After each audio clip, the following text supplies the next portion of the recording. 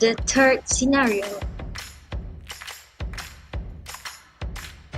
An attacker can simply go to each and every URLs and target selected URLs. Suppose admin authentication is required to access the admin pages and admin functionalities.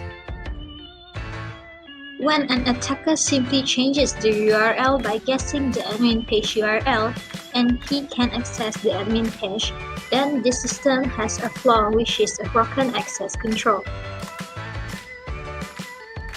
This scenario is an example of broken access control. To implement effective access control, we can evaluate and document the access control requirements.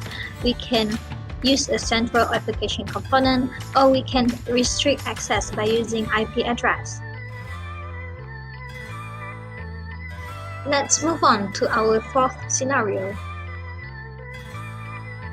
A simple scenario on this vulnerable is when a directory listing is enabled in a web server.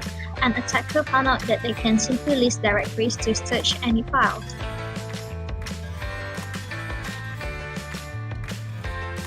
They can search and download all compiled classes and decompile or reverse engineer the classes to obtain the system's custom code. Subsequently, they can find serious access control weaknesses and compromise the system.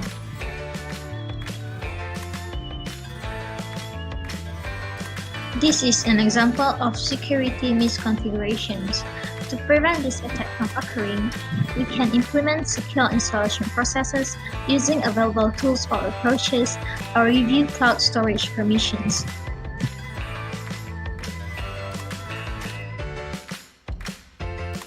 Finally, the fifth scenario.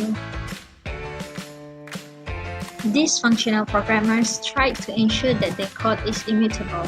The solution they came up with is serializing user state and passing it back and forth with each request.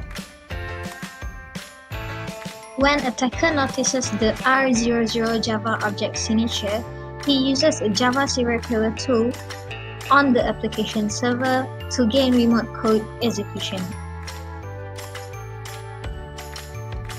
To reduce the vulnerability of insecure deserialization, we can reject serialized objects from untrusted sources, isolate and run code in low-privileged environments, or we can also restrict and monitor the actions of deserialization and create alert if there is any suspicious actions.